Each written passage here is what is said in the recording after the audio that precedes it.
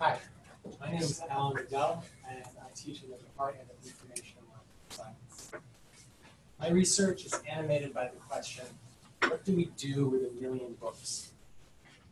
What do we do with the millions of books which have been and are continue to be digitized as a result of mass digitization of library collections across the globe? Whole library digitization got started, as I suspect some of you do know, with the Google Books project in 2006. My research focuses in particular on the millions of books which researchers can study easily and use in reproducible research. This means books which are in the public domain and are not subject to copyright monopolies.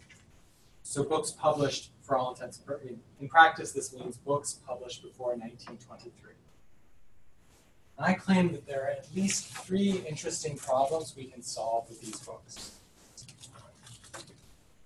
First, we can recover remarkable but forgotten works of popular and elite culture, in particular works of prose fiction. This graph shows our best estimates of how many new novels were published each year in the British Isles between 1789 and 1919. One can imagine similar graphs for other European countries and a somewhat lagged version for a certain former British colony. Focusing just on the English novel, we know that of these roughly 40,000 novels, less than 1% are still read and taught today.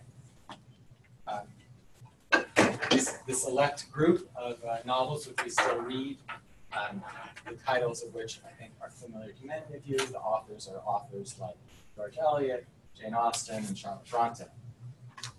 Now, having digital surrogates of all surviving novels allows us or enables us for the first time to understand or to attempt to understand how this drastic selection occurs.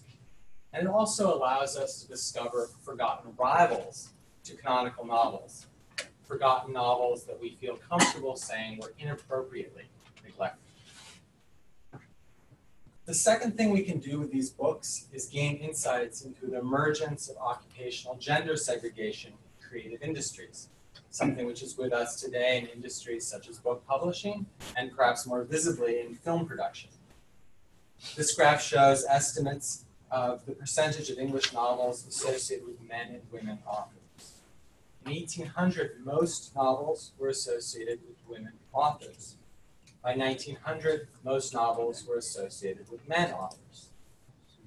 Now, library digitization has given us the information we need to explore theories about how this gender reversal happened.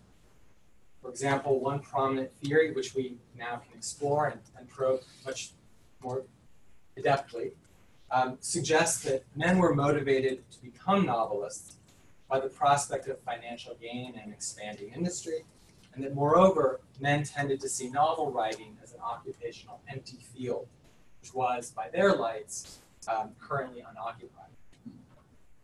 The third thing we can do is a bit different.